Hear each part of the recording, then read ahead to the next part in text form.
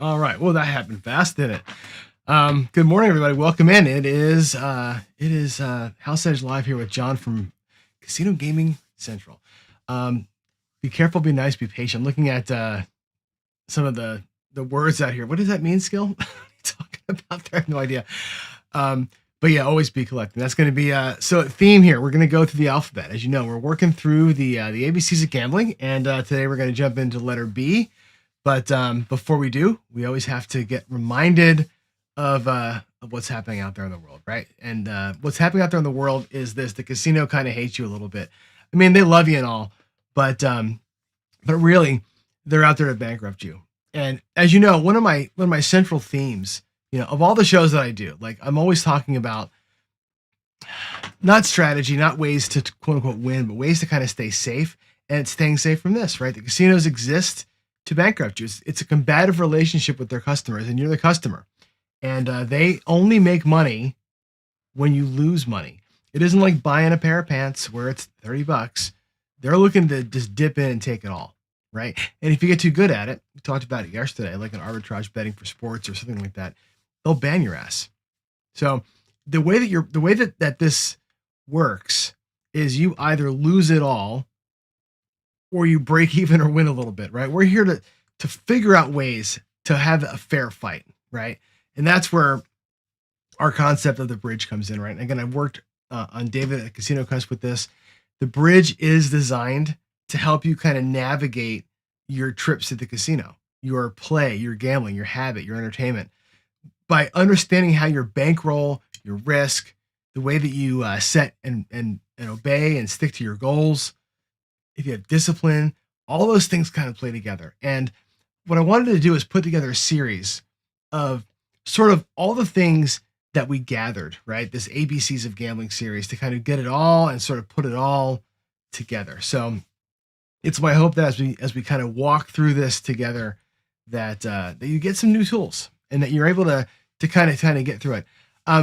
Skill, I didn't get the musician's joke. Be nice, be careful, be nice, be patient, be safe. For the musicians, be natural, and always be better to be sharp than flat. Okay, now I get it. Okay, sorry, I thought you were talking to somebody else. I'm like, what is it that you're talking about there? All right, let's hit it. Let's jump in to the ABC. I want to get right to it today because I have a hard stop at 8:00. I want to make sure that we get through the full letter here. So the ABCs of gambling. Again, it's a kind of a pithy way to talk about a pretty complex subject. And we've done this big gambling series where I've gone from 101 to 401 level stuff, right? With all the knowledge I could pull out of myself, right? This one is a little bit more of a kind of navigation through, I think, a fun way of looking at all the letter B things that we can think of, as or A B C D E F G. We'll hit these later. Today it's all at the letter B. And B, a lot of today is going to be about bankroll. It's a lot about money, right? We could look at what Dr. S says here, right? Bankrupt is a strong word. He says only complete fool would bring a large amount larger to bankrupt themselves. However, it isn't like the casino expects you to show up and bankrupt yourself, on a Monday, right? They're looking to bankrupt you over time, right? They use tools that will bleed you dry. Just like you get bled dry at a table while you're playing, the casino will try and bleed you dry over the course of your life. That's what they're trying to do, right? And there's enough customers out there, trust me, to make that happen. Or they'll survive when you go out, right? That's how it is. Anyway, what are the B's? The B's are going to be, like I said, it's kind of a money show today. So we'll talk about bankroll management today, right? What your bankroll is, how to protect it. We'll talk about your budget, which is, again, an offshoot of that. There's kind of like the three B's here of money. The budget, which is your session money versus your lifetime money, your master bankroll, as it were, versus your session bankroll. Bet sizing, why fewer bets are better than grinding, potentially. Betting systems, there's millions of them out there. Call them strategies, call them betting systems, whatever you want to call them, but they have predictable risk, I think. They're not magical edges by any means, but they're predictable, and that's a good thing. We'll talk about betting limits, how minimums and maximums at tables, table betting limits I'm talking about, how they shape your options, how we build a bankroll. You've seen me do it live. You've seen Ken do it live. Let's talk about that today. We'll, again, be specific on one thing, which is basic strategy in blackjack. We'll talk about taking breaks, and we'll talk about this thing that we call the black chip mindset, which is a psychological, I hate to say disorder, but a psychological thing that a lot of gamblers kind of walk into and face. So with that said, let's just hop on in and we'll do the first one, which is, let's get it out here. And I got to change my view, right? Am I still visible? Yes.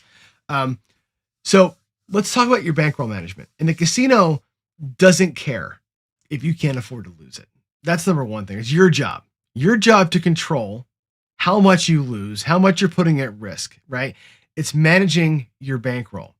And I think it's an interesting point to make that it's not so much your fund, right? Your total fund. It's not tonight's cash. It's everything. It's all of it together. You know what I'm saying? So I think this one of the skill that separates players who last decades from those who flame out in months, right? Understanding how we manage that, I think, is a skill, right? If you take a look at, how do I say this right? If losing it would hurt your life, then it's not your bankroll.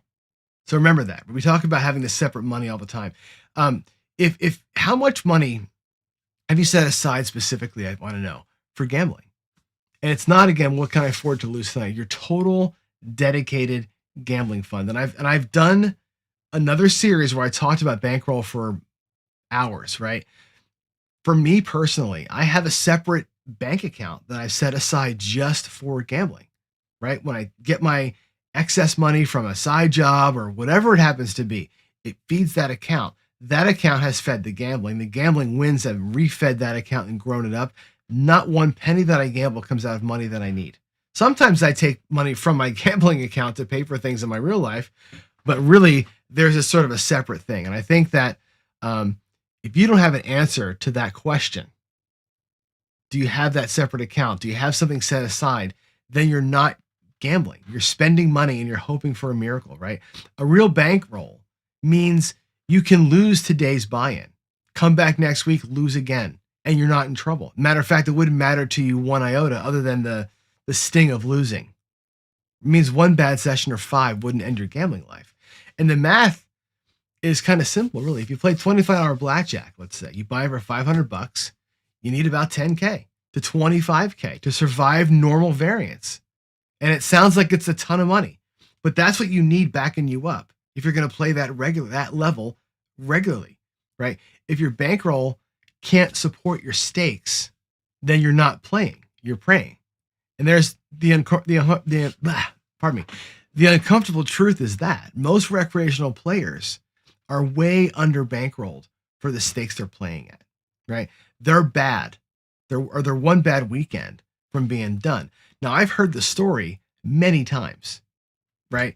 I hear more stories now that I'm spending more time at Casino Quest, but there are people who watch YouTube videos and say, "Oh, that's cool. I'm going to give that a try," right? They take their entire stake, their entire bankroll, even though it's separate gambling bankroll, to Vegas and try some ladder at the wrong level that they can't really afford. And boom, they're one weekend and they are done. It happens all the time. Okay. Remember, your bankroll is not what you brought tonight, right? It's what stands between you and not ever playing again. I think it's important that you know for yourself what that number is, because if you don't, you're going to be in a world of hurt when it goes bye-bye. So that's basic bankroll management. The next thing we talk about is budget, and your budget is your buy-in for tonight. Okay. Your bankroll is for your gambling life. And if you confuse those two, you're done. Okay. Every casino has an ATM, and that's not by accident, obviously, right? The ATMs are there. The moment you've lost your buy-in and your brain says, let me get 200 more, I can get even from that. Right. Or, hell, I've done this myself too, right? I've bought in for 500 and been ready to walk, right? That's my loss limit, and I'm out. And a friend shows up. Hey, how you doing? Oh, I'm doing great. You want to play a little bit? Sure. ATM machine, right? Take out another couple, $200-$300, and that goes away. This is where bankrolls go to die. And here's the rule. If you're buying for tonight, or for a given session should be a small fraction of your total bankroll. 5% might be aggressive. 2% might be conservative, but somewhere in that 2 to 5% range of your overall bankroll. When I did my bankroll building series, I was buying in for 10 or 15% of the aggregate. Probably a little bit aggressive, right? But in order to make that show series interesting, I bumped that up a little bit. But really think about that. You want to have at least 20, 25, 30 cracks at the house with your master bankroll. Okay. Your bankroll's 5K, your buy-in's 100 to 250. That's what it should be. And I'll be honest with you, right? As my bankroll shrunk a little bit while I was out of work, my buy-ins shrunk too. It's important to realize that relationship does work in two directions, right? It's not like, when it's gone, I'm feeling lucky, or, when it's gone, the table turns. Gone is gone. You got to remember that. So you set yourself up for a session. A session bankroll can fizzle away, and it will all the time. And that's got to be okay with you. But if you fizzle the whole thing away, you're in trouble. Okay. And all this really does seem obvious, right? Until you're down $300 and the ATM machine, like I said, is right there. The discipline to boogie, walk away from one session. That discipline protects your ability to play 100 more times, 100 more sessions in the future. If you confuse your session money with your bankroll, one bad night blows your whole year or blows your lifetime of gambling. So you've got to make sure you keep that separate. I think a lot of people really don't. They just kind of take a bunch. I know when I was younger, I didn't do this. When I was younger, we'd go to Vegas and we would just, my phone would just withdraw. How much you want to take? Oh, 3,000-4,000. Cool. Make a withdrawal, fly to Vegas. And that was right. No planning, not understanding this concept of having the separate session money, the separate life money, the separate casino money. Lessons well and hard learned, I can tell you. That's why I pass it along. All right. Next up, bet sizing. Okay. I've had this conversation with you all before. There's a couple of good videos out there that talk this. It's a math concept where we talk about the idea of betting too small with too big of a goal is a big problem. Okay. Let's just say you're trying to win $50 and you're a low bankroll person, right?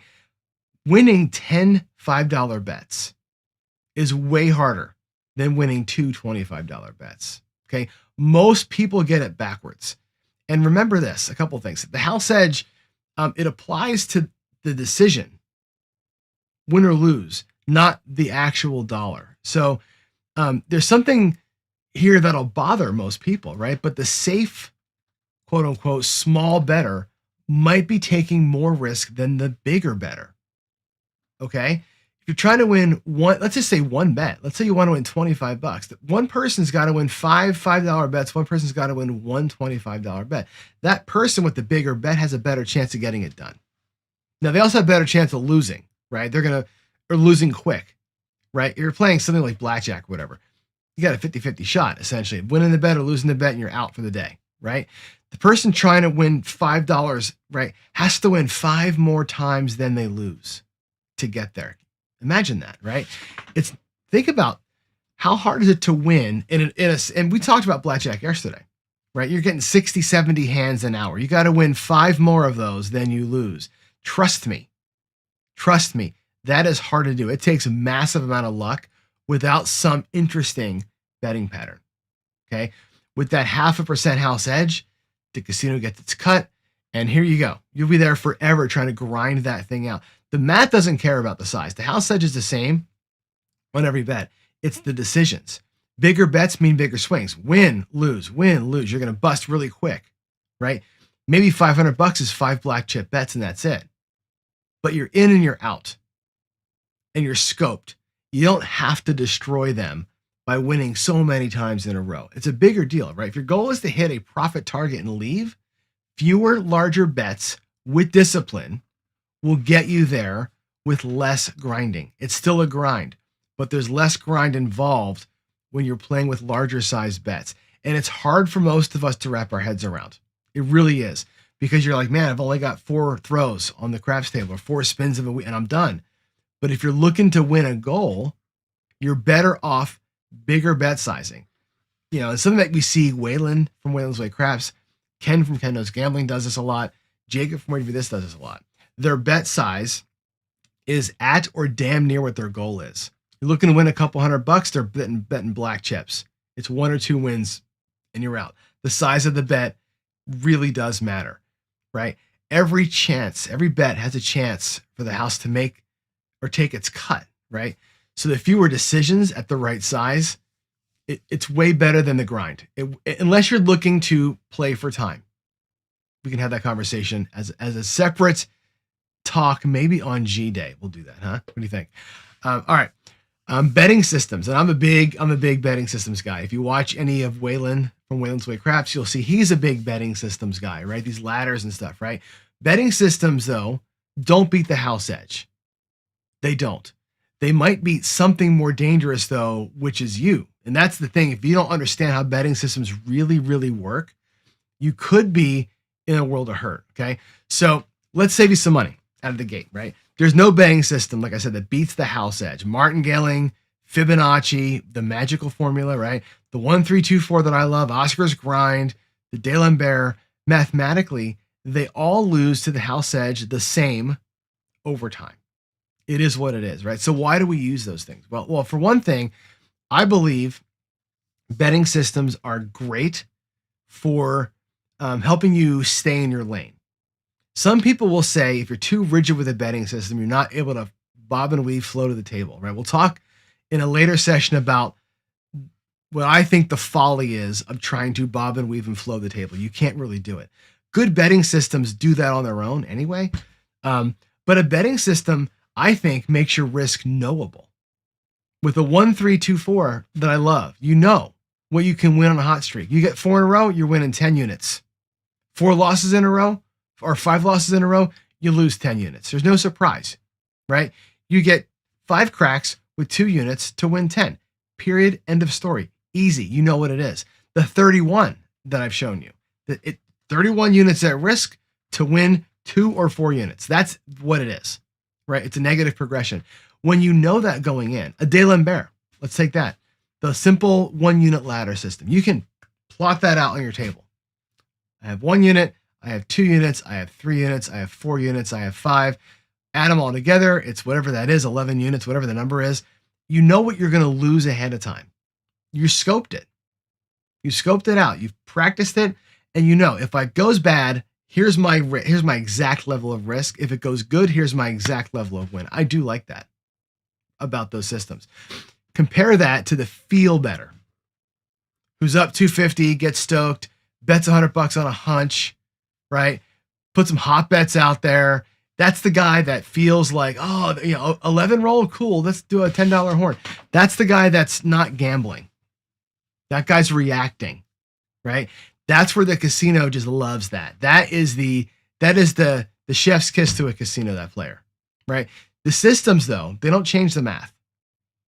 Okay, they don't change the math. They change your behavior. They give you rules. They give you structure, and they keep you on the path when your emotions want to make decisions for you. When the feel muscle wants to make a decision, that structure is worth more than any edge. It's worth more than any variant you might see on either side. Because again, your emotions get in the way. Systems betting is discipline. When I give you discipline challenges, and I've done this before, go to the casino, win, whatever. It's learning how to play with discipline. Systems help you with that. Don't fool yourself into thinking, though, that your system is the way to win. You're still paying the house. You're just paying in a more disciplined way, and in a way that I think helps you navigate the rough waters. They don't beat the math. They beat your impulses, and we use them for structure, as we say, not salvation. So another thing we got to dive into here, I think, is betting limits. Okay. So before you pick your system or your bet sizes, okay, the casino, by the way, has already decided what's possible, and that's betting limits. And if you ignore them, it'll cost you. Every table's got a min and a max. We know this, right? There's 5-hour tables, whatever. But most players ignore the max. And this is a mistake, especially if you're a systems player playing some negative progression or even a positive progression, right? For example, when I play the 1, 3, 2, 4, it's a positive progression, right? It goes from, 1 unit, $25, to 3 units, 75 bucks, to 2 units, 50, back to 4 at 100, right? If I make that sequence work, I restart the sequence again at 100. I'm already there. That's my new 1 unit bet. Then I go from 1 to 3 to 2 to 4, right? Well, guess what? Table max in my town, 250. Can't get there. Can't get there from here, right? That system will fail. If I'm playing a martingale on a blackjack table with a $500 max and I start at 10 to 20 to 40 to 80 to 160 to 320, that's it. You're done. You can't get past that. There's no getting past that last bet. For me, I can't get past the 160 bet. It's 10, 20, 40, 80, 160, and I'm stuck because the max is 250. If I was going to martingale, right? You got to understand that's why they cap. That's why there's table maxes. Not worried about the people who are aggressive making a bunch of money. They're worried about the negative progression players running it up. That system's dead. You can lose, in my case, the 160 or 310, can't get it back, right? And that's not bad luck. That's not understanding how limits work.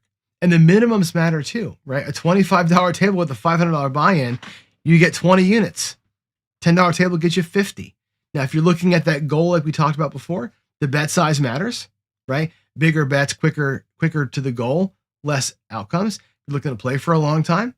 Those higher table minimums restrict your time at the table, right? You're going to give it up quick if you don't understand how to bet, number one, betting systems, number two, and goals and discipline, number three. So before you sit down at a table, know the limits. Does your bankroll support enough bets at minimum to survive normal variance or quickly hit a goal? Does the maximum give your system room to breathe? And if not, you got to bug out. The casino sets the boundaries, right? Whether you know it or not, play within them or you get squeezed out, right? The casino decides your constraints before you even sat down. You match your bankroll and your system to those limits, or the limits will break you. All right. Bankroll building, one of my favorite topics of all time. I did 280 shows last year. Bankroll building, right? I took a baseline bankroll, bought in for a small amount every day, won a small amount, and built that thing up. Over at Ken Knows Gambling, my good friend Ken has been doing the envelope system for a long time. He built, well, how much did he have? $68,000. He went from 0 to 68,000 in the envelopes, right? By growing the bankroll. Most players protect their bankroll. A smart player knows how to grow it and how to level it up. So there's things like within session scaling and cross session scaling and having some basic rules. It all comes down to discipline. Okay. What separates the recreational player from a serious player is a recreational player is trying again to protect their bankroll. A serious player is trying to build it. And again, build that big bankroll up as a bigger hammer to make those bigger bets we talked about earlier. It all kind of plays together. Bankroll building means, to me, having rules for scaling up. Maybe you start with $5,000 and your units are 25 bucks. Okay. And you grind and you win and you work your way up to 7,500 over the course of how long it takes, right? Do you keep playing at 25 bucks or now do you move your minimum bet or your base bet to 35? And what happens is when you do that, the time it took get from 5,000 to 7,500, 25 hours at a time, when you go to 35 or 50 bucks, now in this case, I think 35 is the right number. That move from 7,500 to 10,000 takes about 2/3 of the time. At 10,000, now you double it. Now you're at 50 bucks a base unit because you've doubled your starting bankroll. Now you're at $50 bets. From 10,000 to 12,500 again takes half the time. And you start cutting down the time to these more meaningful bumps. The right answer here is not intuition. It's a rule that you set in advance. For example, when the bankroll grows 50%, my unit grows 25%. You had this sort of a standing march towards, as the bankroll grows, my session money grows, my bet size grows. All those things work together. Now, the hard part of this, if you're honest with yourself, is that the rule has to work both ways. When you scale up at 7,500, if you lose, and you will, back down to 5,000, you got to move your bets back down again. You don't stay at that $35 level. You move down back to a quarter. One of the things I'm going to roll into the Nexus app that I'm writing is exactly this formula. You're going to decide what my bankroll is, what my levels are. We call them budget tiers. What is my tiering system? At this level of money in the bank, my buy-in is this, my bet size is that. If at the table, this could happen too, right? You buy in for $1,000 at the table, you win $2,000, you've doubled your money. Your starting bet might have been 10. If you're not going to leave that table, which you probably should, but if you're not going to leave that table, your $2,000 bankroll begets a $20 base bet. It happens at the session and in aggregate. Again, protecting your bankroll, you'll keep it the same, hopefully, if you get lucky. If you build it with discipline, the bankroll and your stakes will both grow with you. This is a topic I think we can get into a lot more, way deeper, talking about school rules and percentages and the way compounding works over time and the psychology of moving those bets up and down. But I think bankroll building is a thing that works, again, at home in your main accounts, also at the casino in the rail. All right. Basic strategy is a key thing. This is really tactical here. Every blackjack player thinks they know basic strategy. Most people are wrong on at least 5 of the hands, and it costs you actual money, right? So, I mean, a quick test here, right? You can say it in chat if you want to. If you've got a 16 and the dealer's got a 10, what do you do? Just type it in chat. Just type it in right now. Hit or stand. Hit stand or double. What are you going to do? If you don't have the answer right, it's going to cost you money. Okay. I'll wait to see some answers here, but I will tell you this: the correct way to do this is to hit. I think most people probably know this, right? The problem with that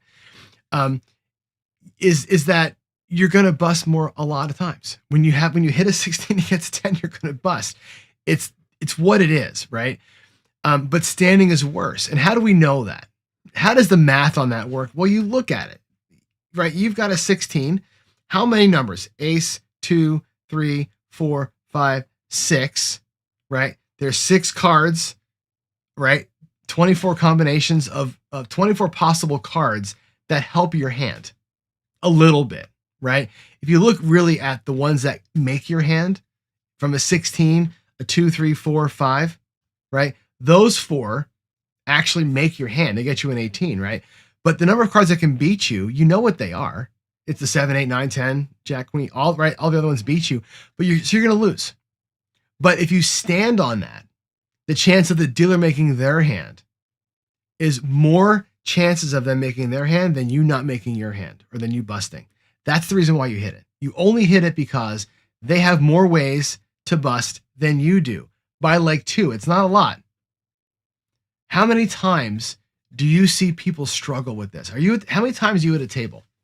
You're playing blackjack and you get dealt a 19 and you're like, hell yeah, baby, you got a 19. And the guy next to you has got the 16 and you know he's sweating it. He's got 4 red chips left. He burned his $100 or whatever he's burned, and you're going to see him doing that face. And you're like, oh God, this guy's going to fucking stand, right? And he stands every time. You see it struggle all the time. This is not an option. It's not a suggestion. These are mathematically optimal ways to play every combination of your hand versus every combination of dealer hands. It's computer solved. It's millions there's no debate about this, right? A lot of players think they know it, but they don't. They stand, for example, on a soft 18 against the 9. They don't double 11s against the 10. My mom and I fight about this all the time. I'm doubling that 11. Take the chance. When you have a chance to get more money on that table, you take it, right? People take insurance because it feels right, or they're scared of what's about to happen because they've gotten beat so many times. These mistakes add not only to house edge, but they cost you in physical losses. Okay, you can't be an advantage player if you can't count cards, or if the thing is, we said that you can't be an advantage player. You almost now can't count cards because automatic shuffling, right? You can't do anything advanced though. You can't even try to be a card counter until you have basic strategy on lock. It's foundation. You get it wrong, everything else will cook you.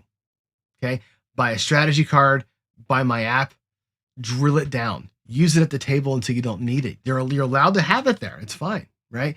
Basic strategy is not optional. It's the price of admission, right? If you don't know it cold, then you pay the tax on every mistake that you make. It's one of the few games where there is a preferred way to play, right? Craps, there's a million ways to play. Roulette, a million ways to play. Baccarat, there's like 2 ways to play, right? Blackjack, you can play that game really wrong and really screw yourself, right? It's the one game that you have a chance to get it perfect and at least get it closer to 50-50. It's the closest you're going to get to 50-50 in a casino, frankly. So learn your basic strategy or stay off that table. All right, next up, we have breaks. And I think that this is one that we don't talk about enough, right? But the player who walks away from a table isn't weak. They're the one who has money for tomorrow, right? I think it's a good way to kind of start this up. And, you can relate to this, right? 3 hours in, you're up a little, you're grinding, you're tired. You don't realize it. Your decisions are slipping. Maybe you had a couple of pops like you shouldn't have, right? You're standing when you should have hit, or you're betting bigger to speed things up. Like, God, I'm just been here so long. Let me just throw a couple of blacks out there. Let's just get this over with, right? You barely notice that sometimes, right? But that's when you needed a break half an hour ago, right? And breaks, they aren't for quitters. They're for players who understand that their brain is a tool, and that tool degrades the more you use it. You got to rest. Fatigue will make you sloppy, right? Tilt, that feeling makes you reckless, right? Even big wins that create a high, right? Those lead to poor decision makings, right? The smartest players, they don't wait to take a break. They schedule a break, right? Every 90 minutes, get up and walk around, right? Eat something. You got to take a pee. Stop playing for a minute. Let your brain take the reset. You've got to do it. One of the things that, this is a good and a bad example. This actually killed me in real life. I used to be a smoker. You probably know this, right? People who know me know my story. I was a smoker and I was a coder. Wrote computer software for years and years and years. Get stuck on a problem. Big believer in breaks. I'm a big believer in disconnect, turn your eyes off, take a walk outside. For me, go outside and have a cigarette. I'd smoke, I'd sit down and think about it, maybe have 2, 3, maybe have 4. Think about it some, but in the fresh air that I was polluting with my cigarettes. And just disconnect my brain from what I was trying to do. And so many times the answer would just wash over me because your brain needs to disconnect. It really does. It really does. The bathroom break or smoke break can be your exit strategy, right? You disconnect from the table, the spell is broken. You realize you don't need to go back, right? The walk to the bathroom may be the thing that locks up that profit for you. That may be the reason why you walk with 250 in profit instead of 250 in the hole, right? I would say build breaks into your session planning. Your bankroll will certainly thank you. And again, a break isn't quitting, right? It's a pause that keeps your head in the game. If you don't take them, your bankroll will pay, I think, for you being stubborn. So breaks are an important thing. And here, we'll close with this one, the black chip mentality. Black chips feel different than green chips do. And that's not irrational. And ignoring that feeling is how smart players can make dumb decisions and dumb bets, right? There's a moment that every one of us has felt from when you were 21 or till today, right? You've been playing, me in my case, whites and reds forever, right? Then you move up and you're playing quarter chips and you're fine with that, right? Now you're playing $25 greens forever, right? Most people live in that $25 world for a long time. Then you take a shot at the $100 table. You buy in, you get the black chips, and everything changes for you, right? And it's not in your head. I mean, it is in your head, but that's the problem, right? Because that can stress you out. You can be excited to play at blacks and be like, hey man, my goal used to be $100. Now I'm playing with $100, right? If my goal is still $100, I just got to win one time and I can boogie out of here, right? When the stakes stress you out though, you're going to make different decisions, right? How many times have we seen people at craps tables start with $44 inside, $10 size bets, run them up to $100 and panic, get to $90 six and never go past it, or get to that 120 or the 150 on the six, God forbid, and completely panic, never get up where they need to be up on the hot runs, right? It's a mindset, right? If it stresses you out, the decisions you make could be incorrect. You'll play scared. You won't double when you should because that's $200 instead of $50. You'll stay too long because your head can't accept losing $500. The money gets in your head, right? Your best play happens at stakes where the bet sizes don't change your decisions. When you can make that double down without a flinch, when you can lose a session and go, it is what it is, right? Black chips to me, they're earned, they're not bought. You grow your bankroll, you build your skills, you get comfortable at each level, and then you move up. Jumping into higher stakes because you're bored or greedy or whatever is how serious players start playing like amateurs. Okay.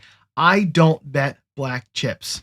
I'm not a black chip player. Why? My bankroll doesn't support it. My brain's okay with it. My bankroll doesn't, and I know that. Right? If I were to jump into a $100 game, I could survive it, sure. Right? But my brain wouldn't let me stay it. I would have trouble making the double down at that black chip level because I know what a percentage of my overall bankroll that represents. So to me, I can't do it. Discipline won't let me jump to a black chip table. I just won't do it. Bankroll won't support it, even if my brain is good enough to do it. A lot of people are the opposite. They have the bankroll, they don't have the head, right? Don't let the money get into your head. Play the stakes where your decisions don't flinch. If the bet size changes your choice, you're not ready for that table. It's a real, honest to goodness, the best advice I can give you here today. If you're not ready for it, don't do it. Okay. Now, that said, building that comfort up is a process. You can use betting systems to get your comfort level up. The 1-3-2-4, for example, from the $25 player is a way to do this. And I'm telling, here's how you practice that. A 1-3-2-4 $25 on blackjack looks like this. It's $25, it's $50, right? Or I'm sorry, $75. Then it's down to 50. You're in profit. You're safe. You're safe. You've got your money back at that point. We know this. The next bet you win makes your bet $100. Now you're at black chip level, but you're safe. You've got your money back plus $50. What if you get a double down hand at that level? You're at black. You're going, oh my God, I'm at black chips. It's a double down hand, but you've played the earlier part of that round and generated the profit you need to make the double down happen. That changes your process. You won't flinch at that bet. At that level, practicing that, getting the feel for that is how you build up that muscle to not flinch when the colors change. It's a big deal.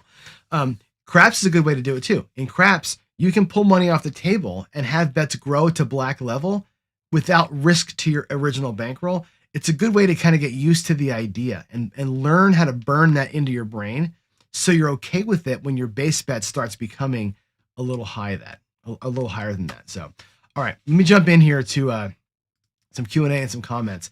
And I think, let's see, I think we've got oh geez, what happened there? There we go. I'm gonna hit this so we can zoom in a little bit. And let me run into some of the chats here. I'm just gonna read through and move this up a little bit and read in here. Let's see. For future reference, skill, do I have P for pro player or pro craps player? I don't, but I can add that in. There's debate here, as you know, right? You really can't be a professional gambler without an edge. If you don't have a legitimate, provable, repeatable edge, you can't be a professional. You just can't, right? The game will get you. I was talking to Ken yesterday, and we were regaling stories of how many times we have seen or heard of people getting, to level 10 in a martingale, level 11 in a martingale. And, it's pucker time when that happens. All these systems, right? The professionals will rely on a negative progression to kind of get it through. You will get there, right? Players have reported, the world has seen level 10, 11, 12 getting achieved in some of these negative progressions. You better have the bankroll to do that. And if you don't, you can't be a pro. And even if you do, Table Max will limit you at some point. Follow me? Being a pro is almost impossible because of the edge. Now, if you have an edge, like a card counter may, or like a sports bettor may, and you lean into the edge and put in thousands of hours of work, practice, timing, and thousands of dollars in bets, you can make it work, right? Badger Baron, agree. Betting systems take the emotion out of the decisions not going on tilt. And I know that you work a little bit with TRG. Tony Leo's students, same thing. It's all about the system. It's all the system, right? The betting system takes your emotion out of it. Once you divorce your bets from your emotions, then you have a shot at least doing what you need to do and not doing what you shouldn't ever do. That's a big deal. So, all right. Yeah. Surrender is the move there. If surrender is allowed, right? It's not allowed in a lot of casinos. That's the thing. Remember when AC used to have the early surrender? You can't even surrender hardly anywhere anymore. It's unfortunate. All right. What if you want to move to a ladder up? If you don't want to move to ladder, then don't play a ladder. Like that's the thing, right? If you don't want to move to ladder, are you talking about moving tables or moving bets? If you don't want to move your bets into a ladder, don't play the ladder. That's maybe you should rephrase your question, Skill. I want to understand what you're asking for. Let's see. It is 8:14. I do have to go. I have my 8:15 meeting, but I'll close here with Tom's thought. Know your limits, but don't limit your potential. And that's why I think betting systems come in.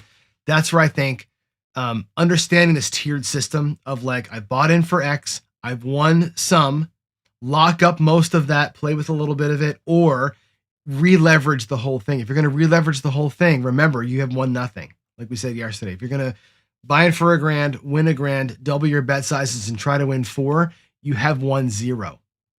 You've won $0 because you're putting all that back at risk until you walk off that table. But that is the way to build bankroll. That is the way to compound your wins. That is the way to progress. It's not the way to win regular. All right. Yeah, that's it, guys. Have a good day. I'll leave you with our final quote of the day here, which is that uniformity, not the same as unity. I'll let you chew on that one as you watch the news. How about that? All right. Y'all have a great day. God bless you all. Love you. I'll see you tomorrow. Bye.